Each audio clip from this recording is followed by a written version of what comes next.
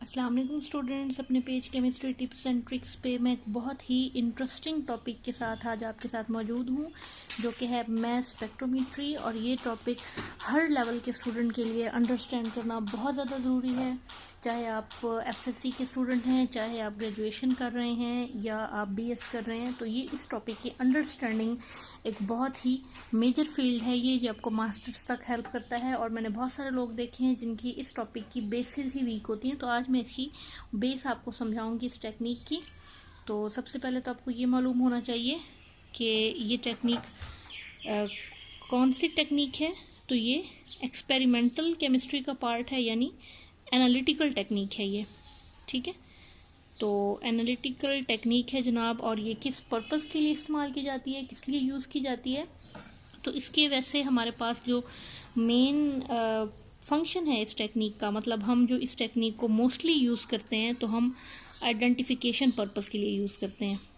तो यहाँ question rise होता है किस चीज़ के आइडेंटिफिकेशन के लिए, तो डिफरेंट मोलेकुलर कंपाउंड्स की आइडेंटिफिकेशन के लिए इस टेक्निक का जो है बहुत ही मेन इम्पोर्टेंट पार्ट है। तो और सेकंड जो चीज़ यहाँ ज़रूरी है, आइडेंटिफिकेशन ऑफ मोलेकुलर कंपाउंड्स के साथ साथ ये हमें हेल्प करती है कि आप किसी भी चीज़ का मोलर मास फाउंड करें, चाहे वो बेटा एलिमेंट है चाहे वो कंपाउंड है। तो मोलर मास की डिटर्मिनेशन जो है वो भी इसके थ्रू हम बड़ी आसानी से कर सकते हैं। मतलब कोई कंपाउंड है या कोई एलिमेंट है तो आप उसका मोलर मास इजीली फाइंड कर सकते हैं इस टेक्निक के थ्रू। थर्ड जो इसका मेन फंक्शन है वो है कि ये हमें किसी एलिमेंट के नंबर ऑफ आइसोटॉप्स बता सकता है बड़ी आसानी से, number of isotopes and their masses.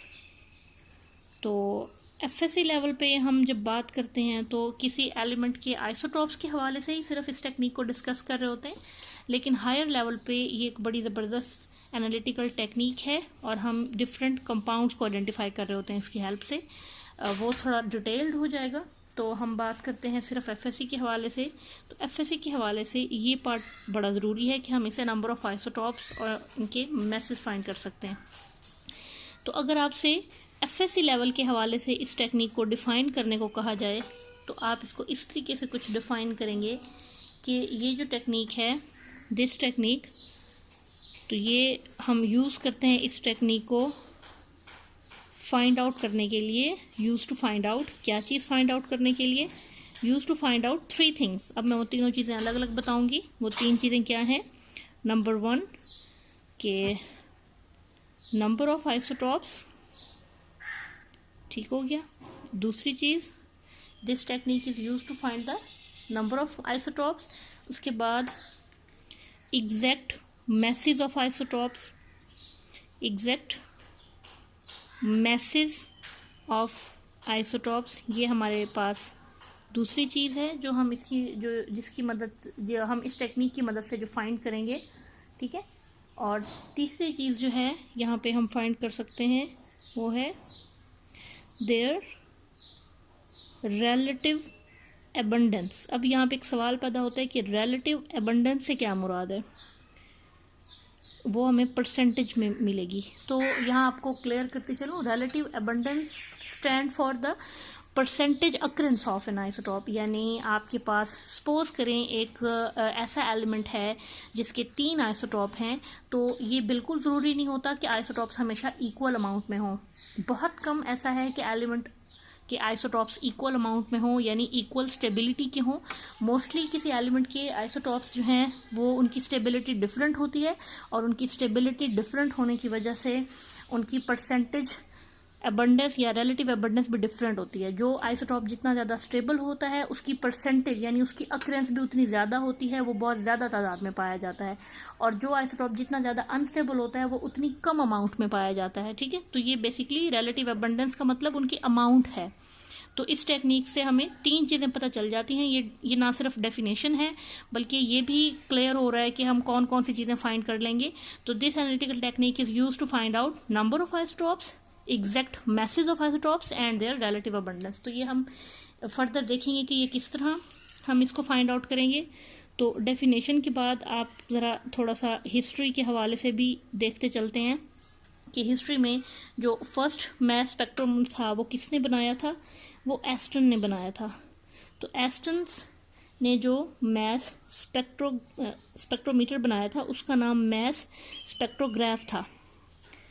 तो वो बड़ा एक इनिशियल था, पहला स्टेप था। इससे हम आइसोटॉप्स फाइंड कर लेते थे बड़े इजीली। लेकिन आपको ये मालूम होना चाहिए कि ओनली गैशियस सैंपल हम स्टडी करते थे ऑस्टन के स्पेक्ट्रोग्राफ में, यानी ऐसा एलिमेंट जो गैशियस फॉर्म में थे उनको हम इस्तेमाल करते थे। सिर्फ कोई सॉलिड स्टेट में अगर कोई एलिमेंट है तो वो हम इसे स्टडी नहीं कर पाते थे। और दूसरी जो इम्पोर्टेंट चीज़ है यहाँ पे वो ये है कि हम इनके सिर्फ आइडेंटिफाई कर पाते थे आइसोटॉप्स को सिर्फ आइडेंटिफाई करते थे, उनके एग्जैक्ट मैसेज हम फाइंड नहीं कर पाते थे। मतलब हम सिर्फ ये बताते थे कि किसी एलिमेंट के अंदर कितने आइसोटॉप्स हैं, तो उनकी जो एग्जैक्ट उनके मैसेज हैं उसमें थोड़ा सा डाउट होता था। तो एस्टन के मैस स्पेक्ट्रोग्राफ के बाद जो हमारे पास नेक्स्ट मेन स्टेप आता है वो डेम्स्टर का काम है जी। डेम्स्टर जो है उसने अपना मैस स्पेक्ट्रोमीटर जो बनाया था वो एक स्टेप हायर था। यानी आपको पता है जब एक दफ़ा कोई चीज़ या कोई इंस्ट्रूमेंट या कोई टेक्निक डेवलप हो जाती है तो फिर उसके अंदर फर्दर काम होता रहता है, फर्दर डेवलपमेंट। अभी तक स्टिल इसके अंदर डेवलपमेंट रुकी नहीं है। हमने सिर्फ ये 2 बातें आपको बताई हैं, बट आपके माइंड में हो कि इस तरह के हज़ारों लोगों की हज़ारों तरह की कंट्रीब्यूशन है इसको क्वांटाइज करने के लिए, इसको मैकेनिकल बनाने के लिए इलेक्ट्रिकल इक्विपमेंट साथ में जोड़े गए। तो ये हम सिर्फ 2 लोगों का काम सिर्फ आसानी के लिए जो बहुत इंपॉर्टेंट काम था वो डिस्कस कर रहे हैं। डेम्स्टर ने सॉलिड स्टेट के एलिमेंट्स को भी उसने स्टडी कर लिया। सॉलिड स्टेट सैंपल जो है अब वो स्टडी होने लगे। इसकी मैं जब इसको फंक्शनिंग समझाऊंगी तो बताऊंगी कि ऐसा क्या हुआ था, उसने ऐसा क्या किया था। लेकिन बहरहाल यहाँ तक आपको मालूम होना चाहिए कि हमने सिर्फ 2 लोगों का काम डिस्कस किया है, उसके अलावा भी हज़ारों तरह की कंट्रीब्यूशन की गई हैं और इसको फर्दर से फर्दर जो है और बेहतर किया गया है। और हर टेक्निक के ऊपर आपको पता है साइंटिफिक रिसर्च चल रही होती है तो काम हो रहा होता है। इसके बाद हम बात करते हैं इसकी फंक्शनिंग की, इसकी वर्किंग की। अब मैं इसकी वर्किंग डायग्राम के साथ साथ आपको समझाती जाऊंगी ताकि आपको क्लियर होता जाए।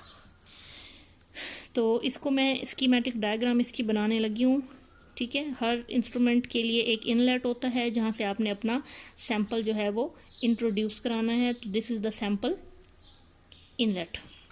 अच्छा, यहाँ पे एक बात नोट कीजिए कि सैंपल इनलेट के फ़ौरन बाद आपके पास एक बल्ब लाइक पोर्शन होगा, ठीक है।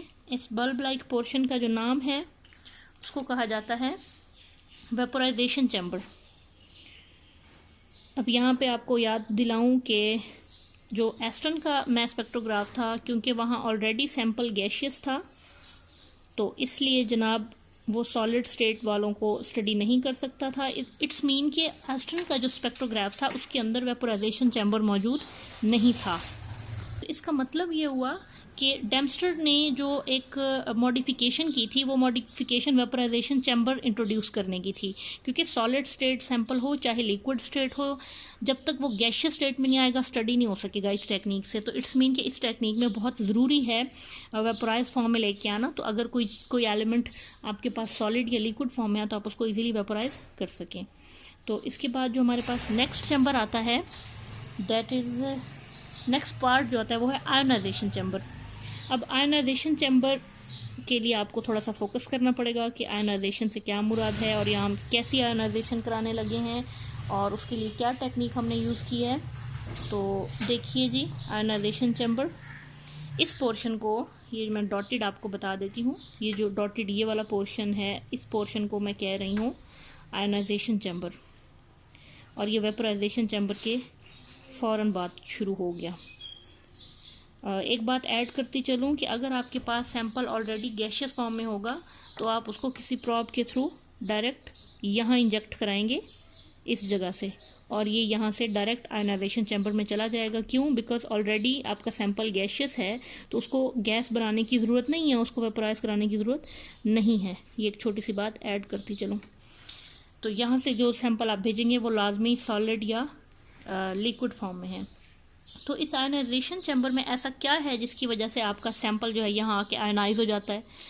तो यहाँ पे जनाब एक कैथोड फिलामेंट लगा हुआ है,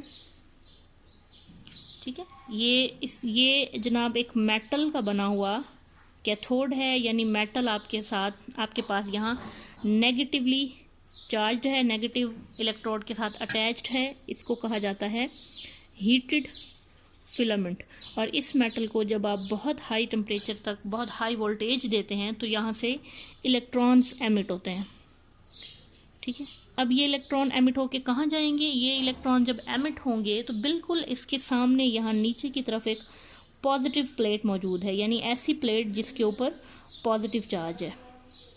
तो as you know similar charges repel each other and opposite charges attract each other. तो ये पॉजिटिव प्लेट इन इलेक्ट्रॉन को अपनी तरफ बहुत फोर्स से खींचेगी, तो इलेक्ट्रॉन यहाँ से एमिट होकर बड़ी तेज़ी से नीचे आएंगे इस तरह। और जब बड़ी तेज़ी से इलेक्ट्रॉन नीचे आएंगे तो यहाँ जो आपने सैंपल भेजा था जो कि सॉलिड था और आप उसको वेपोराइज करा के यहाँ पे लाते हैं, तो इस जगह पे जब आपके एलिमेंट के एटम हैं और ऊपर से इलेक्ट्रॉन उसके दरमियान से गुजर रहे हैं। फिर सुन ले, आपने करना क्या है? सबसे पहले आपने अपने सब्सटेंस को वेपोराइज कराना है अगर वो सॉलिड स्टेट में है, और अगर गैशियस फॉर्म है तो ऑलरेडी यहाँ इंट्रोड्यूस करा के आपने प्रेशर बहुत कम रखना है। प्रेशर का मतलब यहाँ पे है कि आपने वेपर्स की तादाद बहुत कम रखनी है। देखें 10⁻⁻7 से -6 टॉर, तो ये बहुत ही कम प्रेशर है। आप यूँ एग्जांपल लें कि हमारा जो एटमॉस्फेरिक प्रेशर है तो वो 700 टॉर से भी ज़्यादा होता है, ठीक है, 760 टॉर होता है तकरीबन। तो ये कितना कम है, 0.00000001 टॉर, बहुत कम अमाउंट है, यानी बहुत ही थोड़े एटम यहाँ पे होने चाहिए। इस टेक्निक का यूँ समझ लें एक फ़ायदा भी है कि अगर आपके पास मिलीग्राम्स में भी सैंपल है तो आप उसको भी स्टडी कर सकते हैं, क्योंकि यहाँ आपको बहुत थोड़ा सैंपल चाहिए, बहुत कम।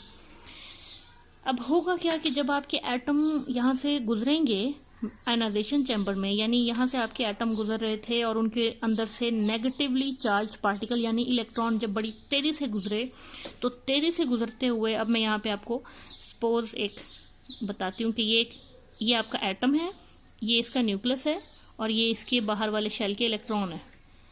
तो ये जो इलेक्ट्रॉन ये वाले हैं जो ऊपर से गुजर रहे हैं, जब ये तेज़ी से इसके पास से गुजरेगा ना, तो जब ये इसके पास से गुजरेगा इस इलेक्ट्रॉन को निकाल देगा, नॉक आउट कर देगा, रिपेल करके निकालता जाएगा।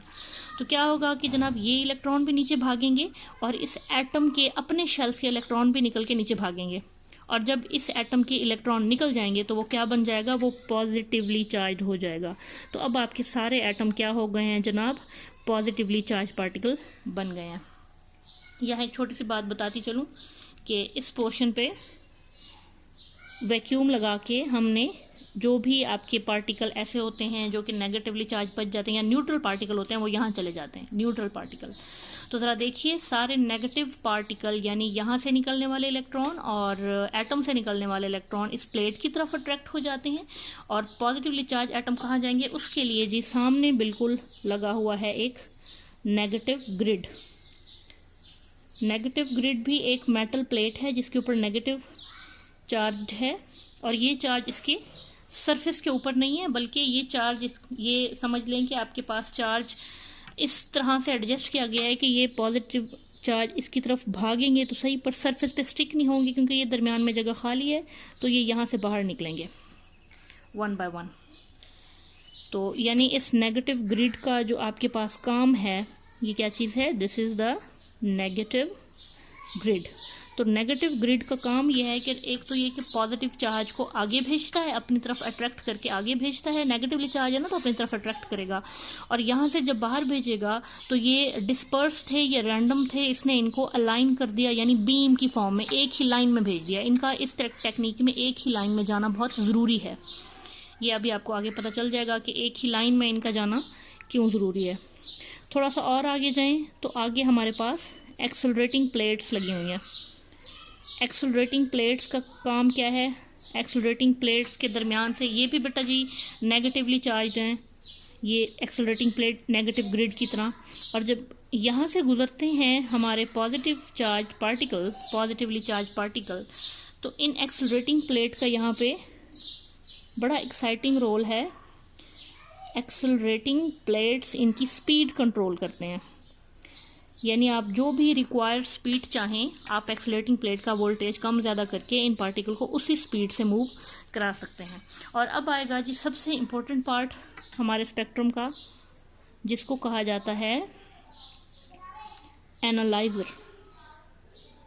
यहाँ से आप देखेंगे कि आपका जो ये बेंट हो चुका है, यहाँ से ये ट्यूब आपकी बेंट हो गई है, यहाँ से आके ये सीधी नहीं है, ये बेंट है, इस तरह कर्व आ गया है। क्यों? क्योंकि यहाँ पे ये जो सबसे इम्पोर्टेंट पार्ट है हमारा, ये जो मैं अब बना रही हूँ, इसमें आपके पास दो मैग्नेट हैं, एक ऊपर एक नीचे।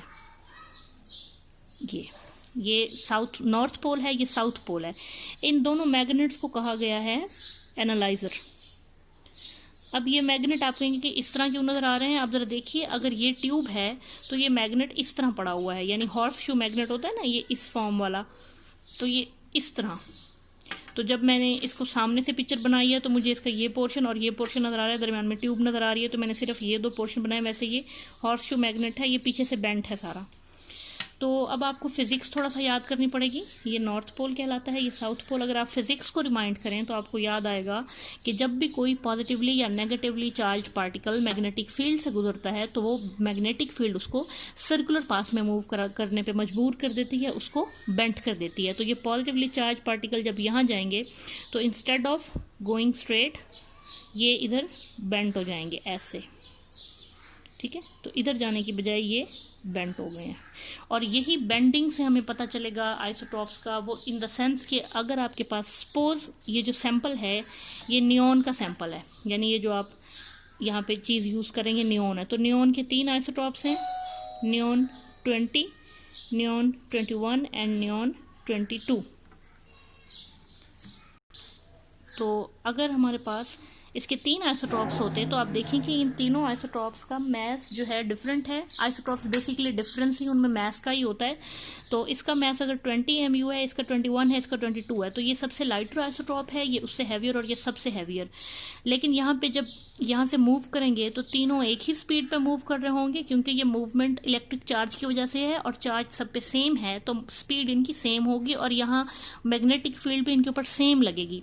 तो same magnetic field 3 different element को डिफरेंट तरीके से मूव कराएगी। जैसे यहाँ मैं एग्जांपल देती हूँ, अगर आपके पास एक पिंग पोंग बॉल है, एक टेनिस बॉल है और एक लेड बॉल है, तो अगर आप एक ही फोर्स से तीनों को फेंकें तो जो सबसे लाइट होगी यानी पिंग पोंग बॉल वो सबसे ज़्यादा आगे जाएगी, जो उससे थोड़ी सी हैवी होगी टेनिस बॉल वो थोड़ा सा कम डिस्टेंस ट्रैवल करेगी, और जो सबसे हैवी होगी लेड की बॉल तो वो वहीं पे ही गिर जाएगी।